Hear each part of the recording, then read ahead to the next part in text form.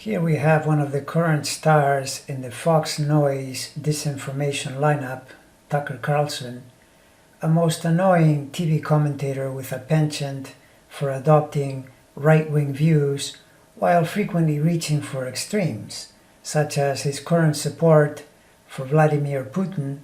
although we should note, like many right-wing lackeys, he constantly drifts into blatant hypocrisies as well as total incoherence. Just like Trump, the Orange Menace master, he is effectively endorsing by default through the spreading of fake information. This idiot took it upon himself to first praise Putin, and quite effusively too, when the Ukraine situation didn't look like it was going to be that terrible a carnage. But once we started to see the horrible scenes of death and destruction,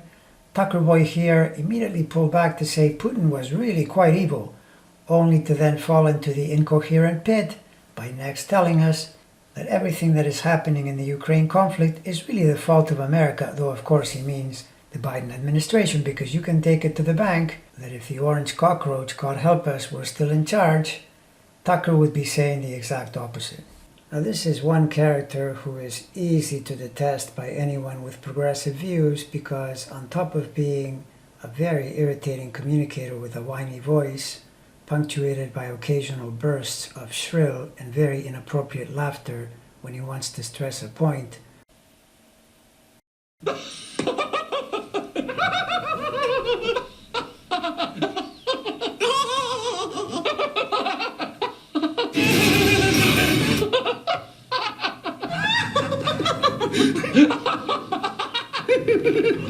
is with this guy? Who is he? or adopting a kind of puzzled, constipated facial expression when he's getting ready to unload another round of aggression or passive aggression. On top of all that, he is also plain and simply not only a first-class liar, but also a traitor.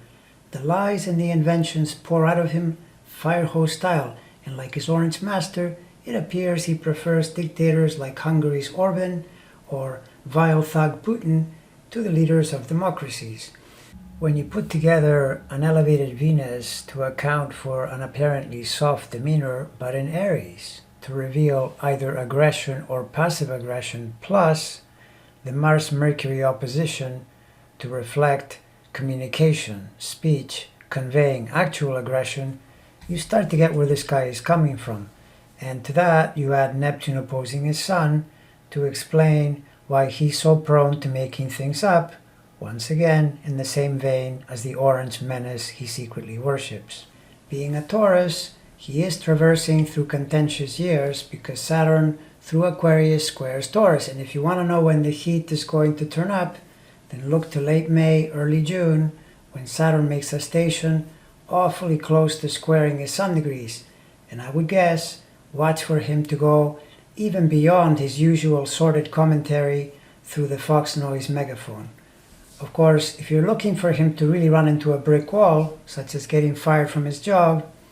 then that would certainly be one potential moment, the other being early next year when Saturn goes to those degrees one more time. But even though transiting Neptune this summer also piles on to the Saturn action opposing his natal Jupiter in the same time range, I would still be quite surprised if this were enough for him to be bounced, even if I wholeheartedly admit that if it happened, I would be doing cartwheels on the street. But as it is, his overall chart dynamics do not inspire me with great confidence that this clown of a man will get his comeuppance this year, because Murdoch and Fox seem committed to the spreading of disinformation and falsehoods during this era. And toward that end, this goofball is a very effective tool. So I end by expressing a wistful wish that Saturn give him a dose of reality, but I have to admit that I'm not holding my breath.